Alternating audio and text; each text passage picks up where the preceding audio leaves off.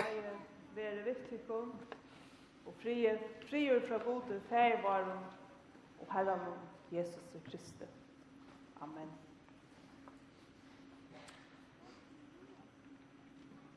Her i dag til Gjerrerferien fra Ragnar Peter skulle vi lese som evangelisteren Matteus skriver i kapittel 28, vers 8-6, og gjør det så i Jesu navn.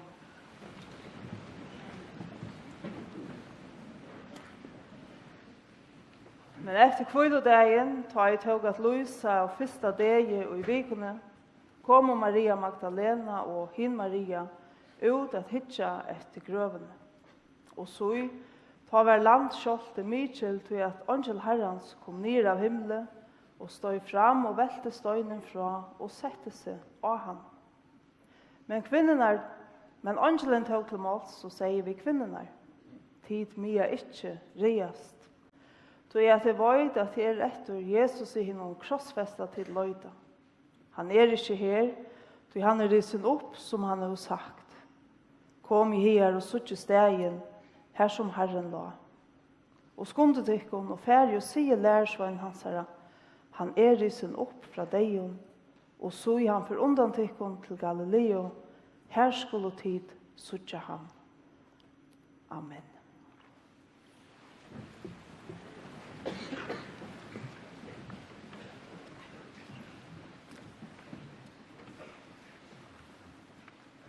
Gåa Karina, gåa Rune, Rani og Jakob Andreas, gåa Elvira, Jakob Sone, Eibjørg, gåa familie og viner, gåa til døgn. Og i sorg og kærløyga vi kommet sammen i det å si farvel. Jeg viser akkurat samkjenslo, og jeg ganger tung og løyene ut av grøvene, sammen vi tar dem nærmest. Misseren savner okken i det. Men kanskje det som det stender i bøkene kærløygans pryser, trøster godt og våndrukt, jeg vite at det finnes gaver i livet som okken så dyrebærer at det pøyner misset der. Kanskje det en trøst at vite at man har elsket så negv og tidlig så fast og i et annet menneske at det at misset det kjennes så misser man en part av seg selv. Det løfter her til troblare en løfter å finne til rødt og årene. Da vi ikke skilja, da vi ikke vita og ta livet kjennes og størst at romast av åren. Hvis vi ikke alltid vita hva vi skulle si, så kunne vi ta vise våre omsorgen og kærløyga og kvirrene. Vi lusta, vi være til stier, vi halda og teka hånd i. Ønsken vantar av okken, vi kjenner svær. Og i det fylter vi Ragnar Peter og sier honom farvel. Han andagest så brottelig, 20. mars, øynans 6 år gammal. Han var ikke livet ved livet. Og de var ikke livet sammen med honom. Men som flere har nevnt, så var han selv viser i at år og det å avsetter til på en ønstakken av oss. Tog betur et liv, alltid et høyt liv. Tog et liv innehalt, løfter, relasjoner, mennesker, kærlighet.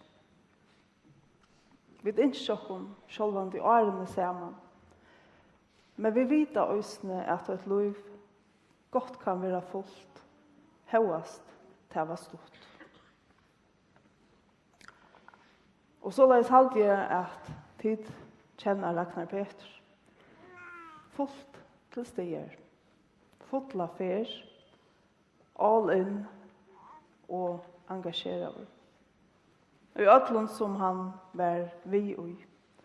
Og så la jeg levde han av et fullt liv, og de år han fikk at livet, levde han til fullnær. Ragnar Peter var født 16. september i 1936, og han var yngstur av Trimon syskjon. Eldste bodgen Jakob Sone, og syster hansara Eibjørg. Foreldrene Elvira og Andras andagest i 2018. Systerne vokste opp ved Skjekk for Kollafyrre. Her nekk familier boe rundt om og skapte til å snø godt sammenhold familiene mittlom. Papen var sjømaver, og to Elvira stort i heimen og dagligdenen, to leie godt i bøtnene, gav dem om kærløyga og trygg kår at veksa opp i.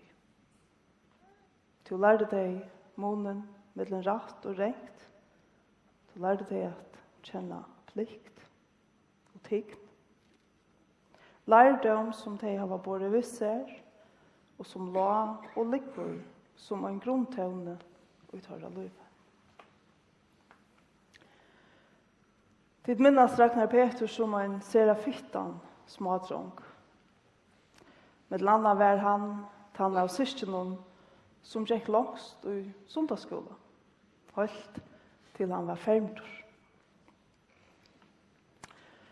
Ragnar Peter gikk i skolen her i Kollafyrre og for han og Vagnar ansamadler i første flokk og gjør det styr på i vimmen for livet. Ahoen for bilen var kjøtt skjønnligere, og tog var opplagt at han får lære til bilmekanikere. Han var utlært i 1924 og var det østene om hesa som og tog at type i Karina kom sammen. Ahoen for bilen var skjønnligere, og det var den flotte bilen til Ragnar Peter østene. Han hadde flott en bil, og han kørte kjøtt. Men som du sa, han kørte ikke bare 100 fors, han levde 100 fors. Levde vi fotlare fer, og var 100% til stiger. Som utlærder var AHA få egen virke, og han begynte i sitt egna bilverste, først av Signabø. Plutselig så han fram i del og åpnet verset i Rakkvak sammen med Vakne. Og dette gikk vel, og vaks tar vinn og virksomhet til det som i det eftersett førjer. Dette var avgjørende å bygge opp, samståndet som Tiba i Karina kunne gledes om at familien vaks. Rune var født i 90, da tid bo i Vestmanna. Og i 96 kom Rene, og samme år flott tid til Signabø av Bygva. Av jævlen i 2002 flott tid til Karl Eknohus av Signabø, og Jakob Andreas var født i 2003.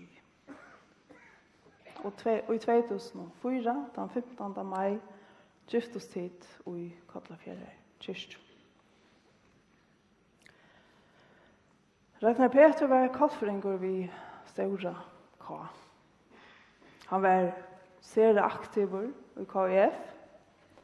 Han elskade håndbølt. Ukkade næka som yngre, men det var ganske mer være en stol, hjelp til at fyreskipa, og hjelp til å søyelinjene. Og det var en digg og stol til ungdommen her i bygdene. Så Ragnar Peter strekte dævren ikke til. Han var alltid i gang.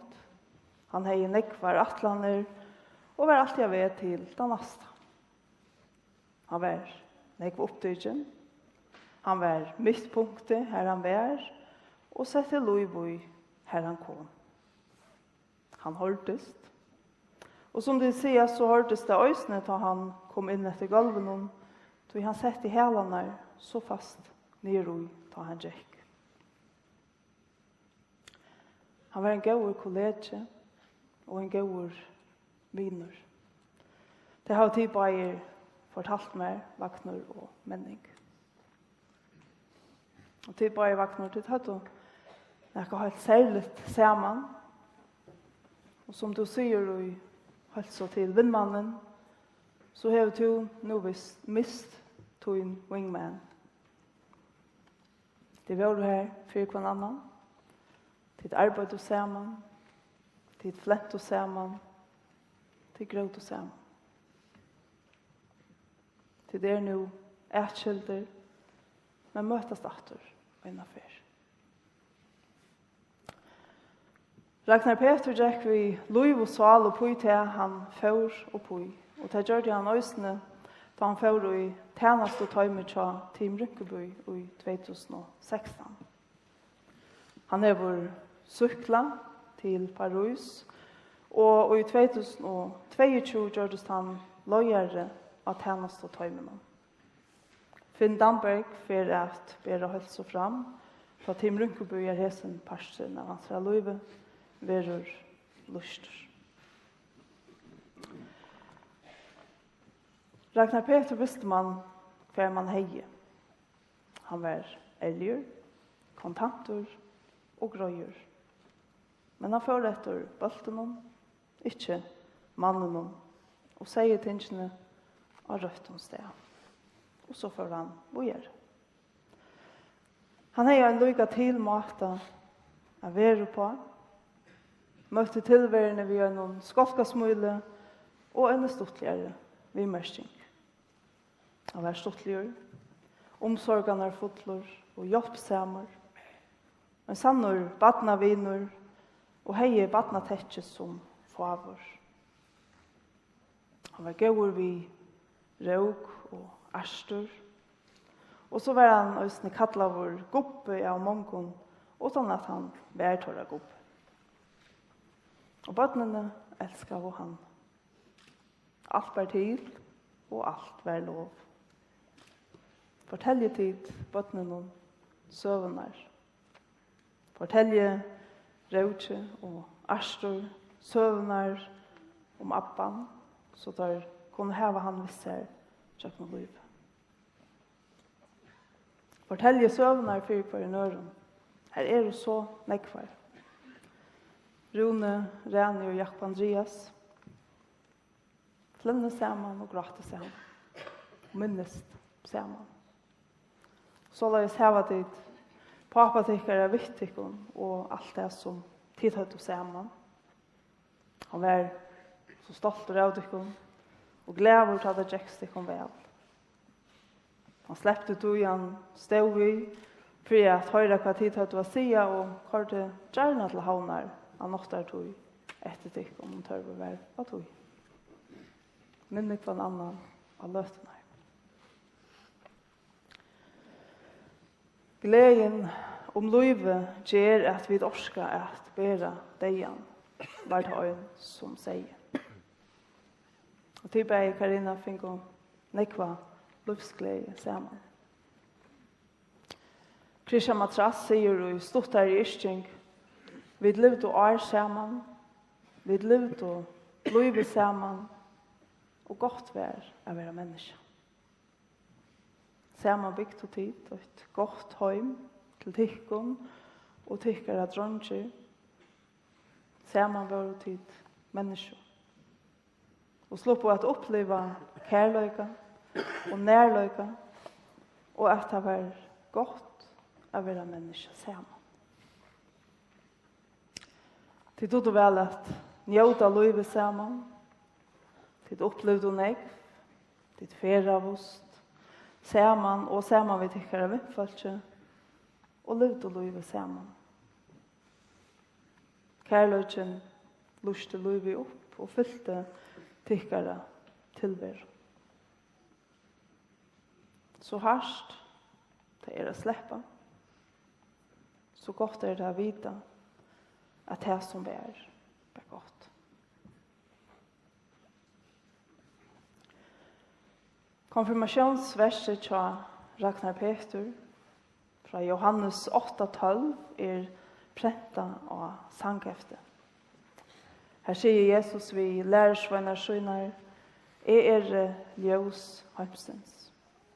Han som fylgjer mer skal ikke genga i myskrenon, men heva livsens ljus. Ragnar Peter var et ljus og tykkara tilver. Han luste opp her han kom og hidaje tykkara liv. Da lustljusene slakna verur tilveran myskare, til det øyn som manglar. Tilveran kan kjennas tåkot og kam, og tomrummet kan ikke fyllast. Men minnene og søverne heva til vi at halda liv i og at lysa opp i myskene. Og tog det så viktigt at søverne og opplivingene at han liva i livet slipper at liva vågjere og i tykkene og tykkere midlene. Ta ett ljus slaknar tekur ett annat ljus ivor. Livsens ljus som Jesus tåsar om. Det Guds ljus som blev tändra för människan ta Jesus rös upp från dejon påska morgon. Länga frutjadags myskre vi deja och skillnaje mötte påskaljósnon vid sammanhänge och samöjning och Jesu upprörsning. Så kunne vi letja allar okkara våner og bøner og i Guds hendur og tryggva at Ragnar Peter nu lever saman vi honom som kærlegans og ljósens opphav. Gå tid. Tikkara sorgen og saknaren. Men tikkara øysne touchen om livet. Tikkara gleden om det som vær. Tikkara og søvurnar. Tikkara og minnene om Ragnar Peter. Tikkara elskar jeg mann og pappa, son og bror og vin. Vi lysa fri over Ragnar Peter Johansen og sia. Friur Guds, ter vere vi, oi om æver Herrans fri. Guds friur vere vi okkom ötlun. Amen.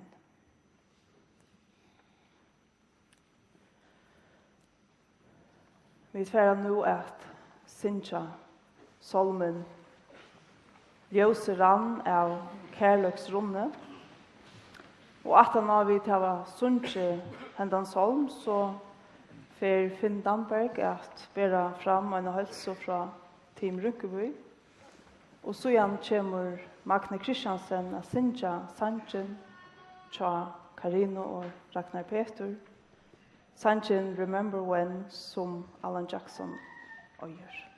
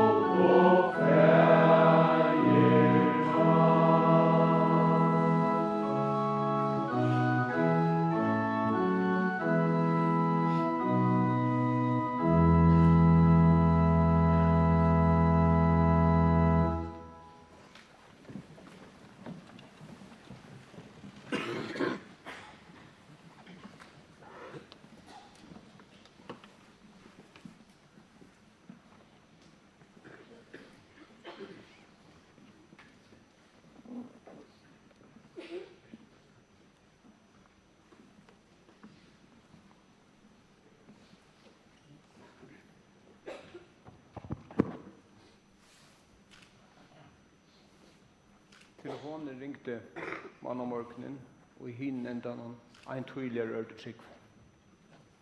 God morgen, Finn. Her ringer vi rinken. Tøynt. Ragnar Peter døg i natt. Ragnar Peter døg i natt. Det var sorgarbå. Ein rævlig kjelkur, til okkun ut i Rynkeby. Ta vi et fratto, okkara fitte, festleie, bjoltsefer Rynkevinner. Ragnar Peter var ferdig i Anna Ljós.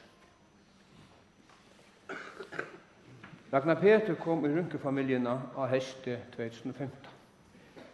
Han skulle vi som sykkelmekanikere i 2016, og sammen ved Tryggva høtte tarbeir om mykje gjer. Men, ta fikk smakk for gåa fellesskapen, arbeiden og hilde fram her i etter. Ta tjekk betre, og ved tog kom kullaslige lind. Ta det bedre tog. Togen får til å drilla hver annan og hin i alin. Ragnar Peter og Tryggve korte i samme bile, og ta Anna ble liner, og fikk seg en blond, så var hin, kanskje var det særlig Ragnar Peter, skjøter et arka, vi har bremsa speklige, og vite om hin vakna i. Og så flentet her kujtju baikvar. 2018 var året her Ragnar Peter skulle sykla til Paris. Han vant en egg, møtte vel opp, og var alltid gøvunleg. Og folk trives sammen vid honom. Han var sera spenter til tur. Faste fylkesveiner av ötlund turen var med på det.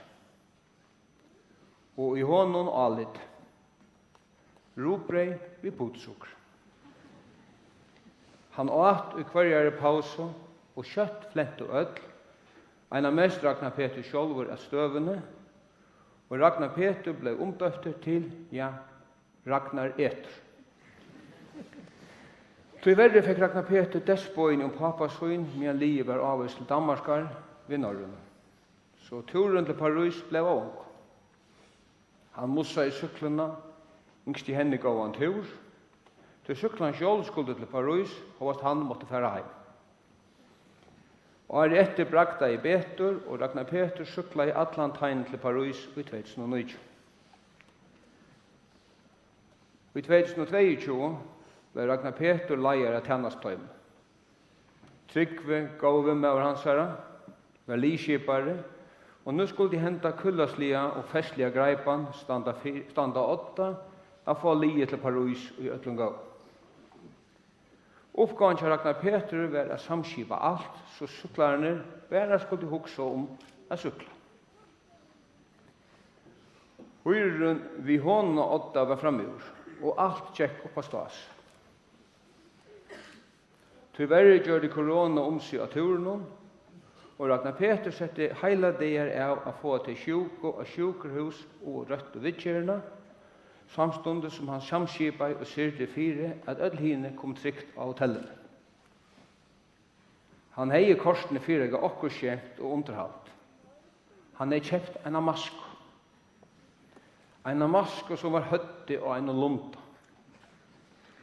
Skulle kanskje letja at tre at hvers kvöld av turen var en tallesmauer, lät en omkron for okkur godt som han ikke var du gjørst for livet.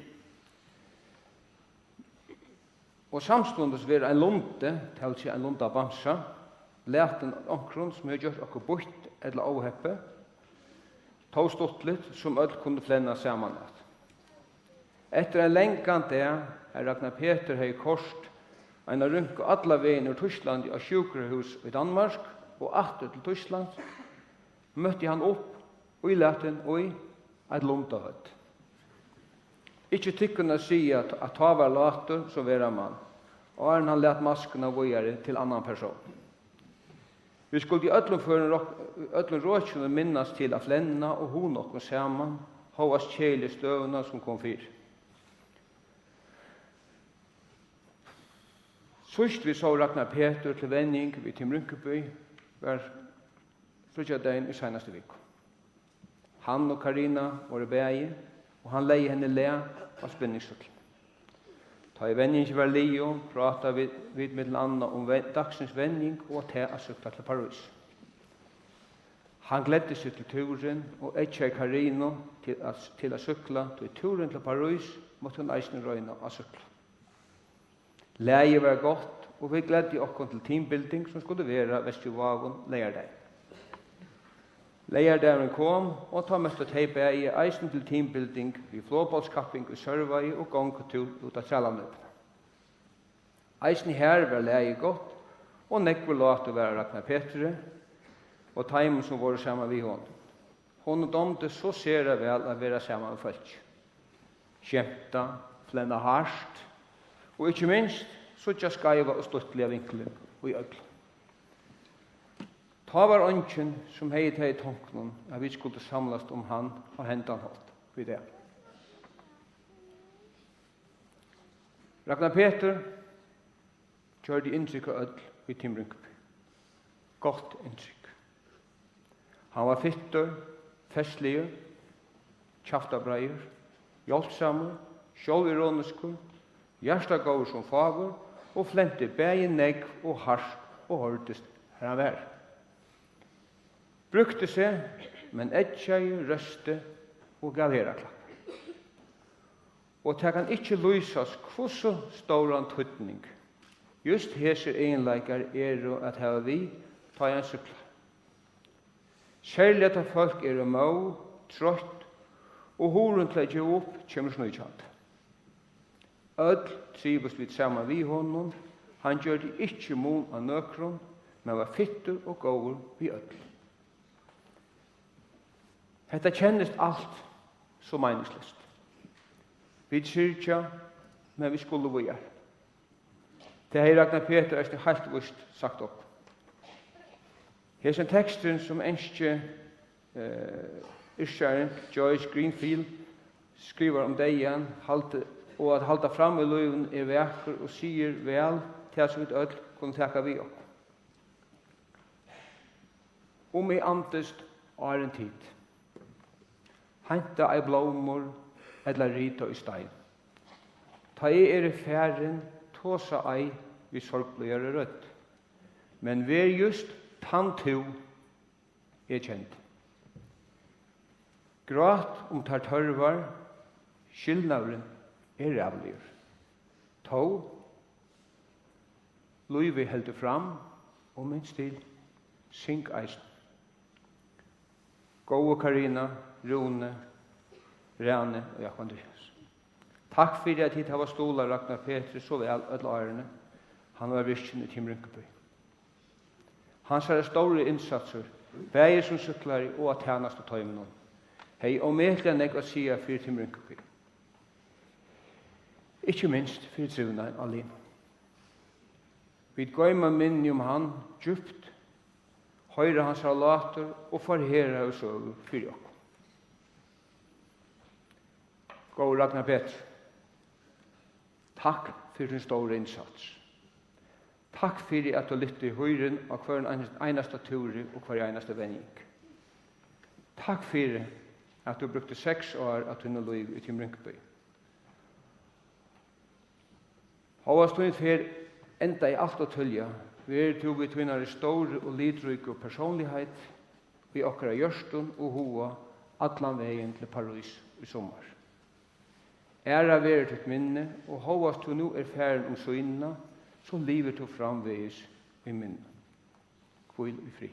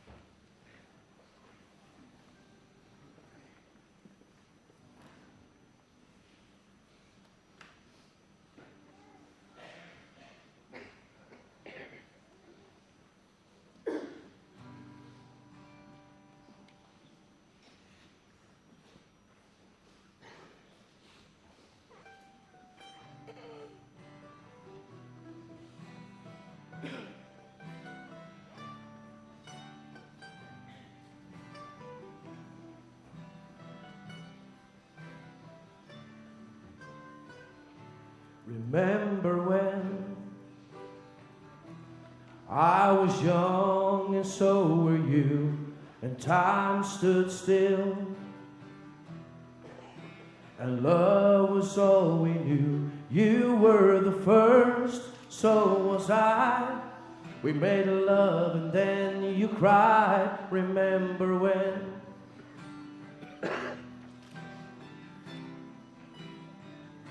Remember when we vowed the vows and walked the walk and gave our hearts, made a start and it was hard. We lived and learned life through curves. There was joy, there was hurt. Remember when?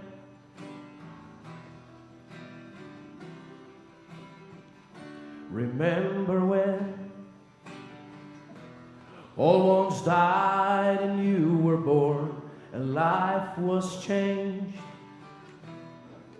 The assemble rearranged. We came together, fell apart, and broke each other's heart. Remember when?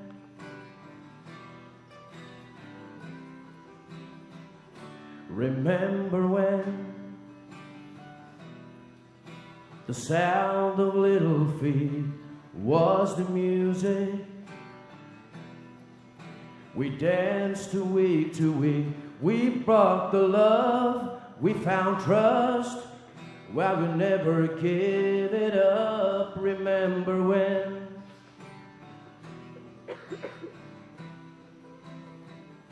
Remember when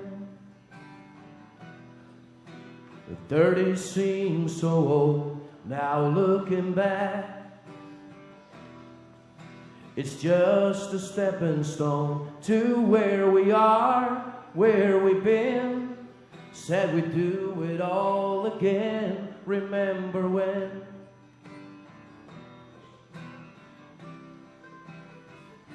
Remember when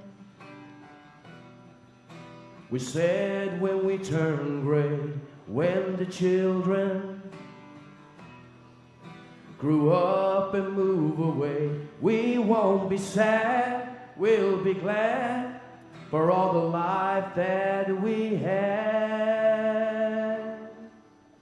And we'll remember when.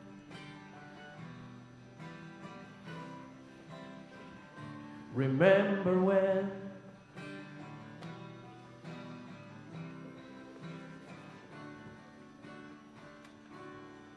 Remember when.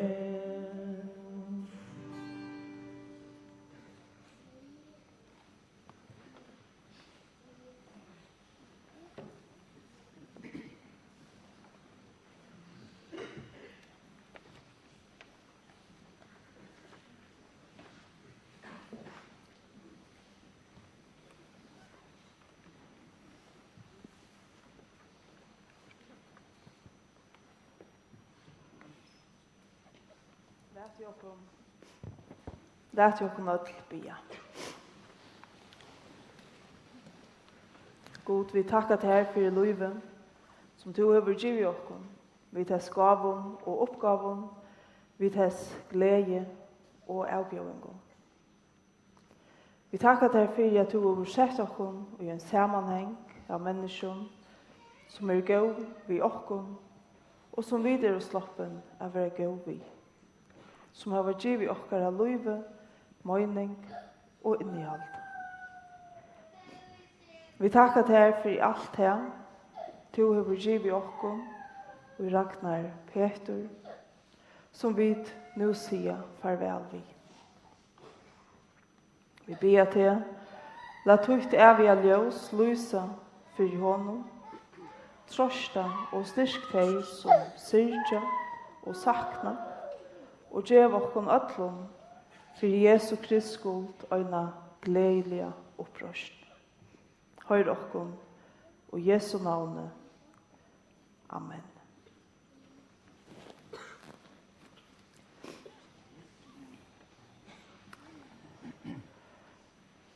Vekna teg erværande, ville takka tykkum öllum som kommet saman her i det at fylgja Ragnar Peter til Gravar og tykkum øysne som fylgja vi av neten. Og en stor takk til öll tykkum som og en eller annan haft har vært vi til at mynda hesa løtu. Øysne, og en stor takk til öll de som vi hesum døvum hava rætt og en hjelpande hånd og vist sina samkjenslo av æran hatt øysne. Øtler bojen til Erve som her i høtlen i 18-4, som er 18 år, sjåva gjerne fyrene. 18 år løtene ute av kyrkjegærene, ikke at de er hverandre at heva en løt og fyre seg sjølve, men møvelig ikke verur at halsa opp av de til Erve. Vi vil standande med vi synsja sørsta solm og genga ut ta i solmeren livor synsja. Og let jeg okkur nu røysast og vi apostlen ikkja for øren. Herrens Jesu Krist nøye, kærløyge Guds og samfella høyleie andans, vil vi okkur öllum. Amen.